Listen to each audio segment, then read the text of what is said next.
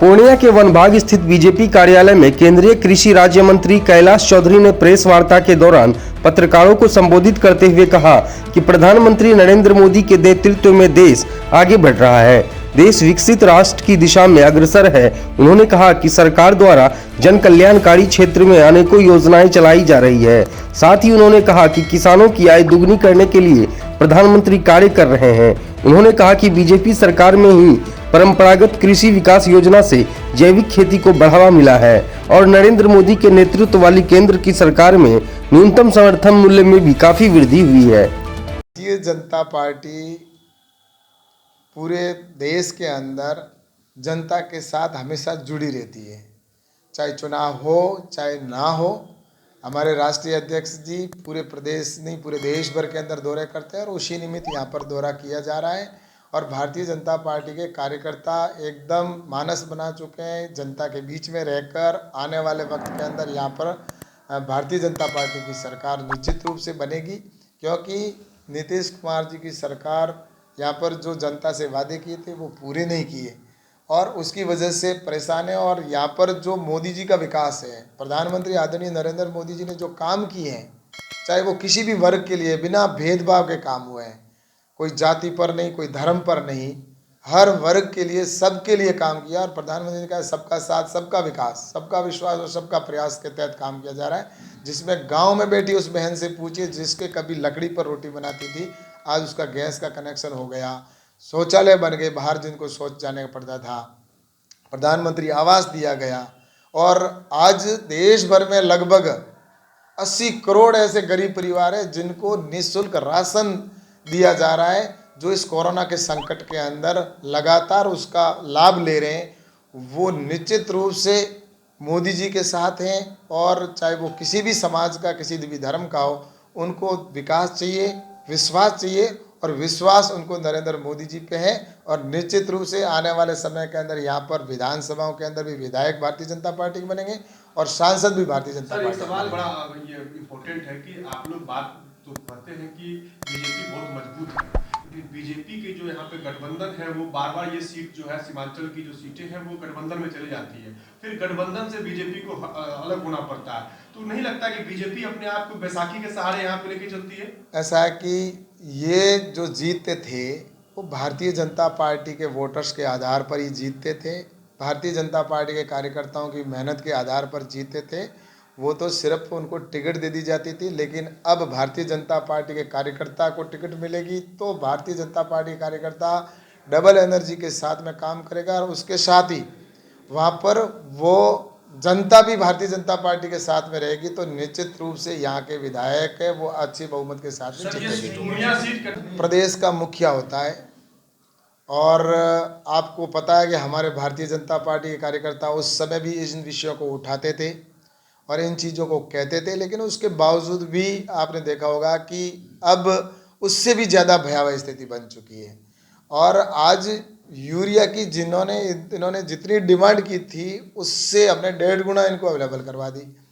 जब हमारी मीटिंग हुई उसके अंदर उन्होंने जो यूरिया की मांग की थी वो लगभग 4000 मैट्रिक टन की मांग की थी, लेकिन हमने उसकी जगह पर 6800 मैट्रिक टन की व्यवस्था हो गई, लेकिन उसके बावजूद किसान तक नहीं पहुंच रही है और कालाबाजारी हो रही है। तो इसका मतलब स्पष्ट होता है कि यहाँ की सरकार फैल हो चुकी है और इनके मंत्री है जो भ्रष्टाचार के अंदर लिप्त है, इनकी वजह से ये सारी स्थिति यहाँ पर जंगल राज जैसी स्थिति बनी है। लेकिन बिहार सरकार का कहना है कि यूरिया का जो आवंटन होना चाहिए था, ऐसा है कि यूरिया के अंदर कटौती नहीं की गई है, नैनो यूरिया भी इनको दिया जा रहा है। नैनो यूरिया के अंदर भी वही विशेषताएं हैं जो एक कट्टे के अंदर होनी चाहिए। नैनो यूरिया की पूर्ण व्यवस्था की गई है और यूरिया की भी पूर्ण व्यवस्था की गई है। और ये जो हमारी बैठक होती है, जब आवश्यकता होती है उससे 7-8 महीने पहले बैठक हो जाती है और उस बैठक के अंदर राज्य ही डिमांड करता है कि हमारे को इतनी आवश्यकता है, उतनी हमने उनको बिहार को दे दी है और उसके बाद में उससे भी 1.5 गुना अधिक दे दी है। आज भी उनके पास स्टॉक पड़ा है, फिर वो स्टॉक किसके लिए रखा है? किसान तक पहुंचा नहीं रहे ताकि कालाबाजारी हो और मांग किसान करता रहे और जिससे इनके जो लोग हैं, जो इनके डीलर या इनके जो लोग हैं जो इसमें कालाबाजारी में लिप्त हैं, और वही इस माहौल को बनाकर रखते हैं ताकि केंद्र सरकार के ऊपर हम आरोप लगाते रहें कि जितनी मांग की थी उतनी वो दे नहीं रहे, लेकिन वास्तविकता यह है कि जितनी मांग की थी उससे भी अधिक उनको दिए। आज भी इनके पास स्टॉक पड़ा, फिर भी कालाबाजारी करवाकर ये केंद्र सरकार के ऊपर आरोप लगाना चाहते हैं। आरोप लगाना नीतीश बाबू जी का हमेशा से आदत रही है और आरोप लगाकर ये बच नहीं सकते, क्योंकि जनता अब इनको अच्छी तरह से समझ चुकी है और आने वाले वक्त के अंदर इसका लेकिन जवाब बिहार के देगी। किसान बंगाल से और यूपी से खाद लेकर आ रहे हैं, यहाँ पे खाद डीएपी और यूरिया की और मैं आपको इसमें यह कहना चाह रहा हूँ कि यूरिया डीएपी की यहाँ पर ऑलरेडी स्टॉक पड़ा है, कोई कमी नहीं है। ये यहाँ से कालाबाजारी करके और पास के राज्य नेपाल में बेच रहे हैं, वहाँ से ला रहे हैं, लेकिन ये यहाँ के जो नेपाल के अंदर जा रही है, तो इसको बचाने की और रोकने की जिम्मेवारी राज्य सरकार की है, क्योंकि भारत सरकार राज्य को अलॉट करती है और जिलों में और नीचे किसान तक पहुंचाने की जिम्मेवारी पूर्ण रूप से राज्य सरकार। पर अब भारतीय जनता पार्टी की सरकार बनेगी, यहाँ से विधायक भी भाजपा के बनेंगे, भाजपा के क्योंकि विधायक तो है ही, बगल में पूर्णिया सदस्य विधायक है। दोबारा जीतेंगे और यहाँ से लोकसभा सांसद भी हमारे भारतीय जनता पार्टी के जीतेंगे। अच्छा, बिहार में जो है तो अभी कांग्रेस अध्यक्ष जो है राहुल गांधी जी, उनका भारत जोड़ो यात्रा शुरू होने वाला है, क्या कहेंगे? राहुल गांधी जी एक यात्रा लेकर निकले हैं और भारत जोड़ो यात्रा नाम दिया है। मैं राहुल गांधी जी से पूछना चाहता हूं कि भारत को तोड़ा किसने है? भारत तो ऑलरेडी अभी जुड़ा हुआ है। तोड़ने का काम इनके पूर्वजों ने किया, जवाहरलाल जी नेहरू जी ने किया और जिन्ना ने किया।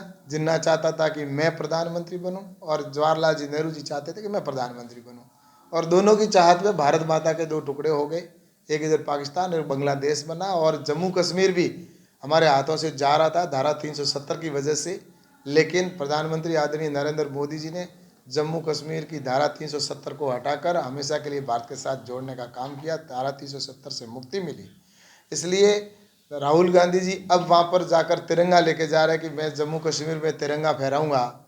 तिरंगा तो हमारे श्यामा प्रसाद मुखर्जी ने उस समय फहरा दिया था जिस समय वहाँ पर आदमी के जाना मुश्किल होता था, लेकिन आज सारी सामान्य स्थिति हो गई। आज धारा 370 हट गई, इसलिए राहुल गांधी जी वहाँ पर तिरंगा फहराने की बात करते हैं। वरना आज से 8-10 साल पहले अगर तिरंगा फहराने की बात करते तो हम मानते कि वास्तव में वो हैं। लेकिन सही है कि उनको कोई बहाना चाहिए यात्रा निकालने का, तो वो यात्रा निकाल रहे हैं। और निश्चित रूप से भारत जुड़ा हुआ है और ये राहुल गांधी जी के जो पूर्वज हैं उन्होंने इस भारत माता को तोड़ने का काम किया था।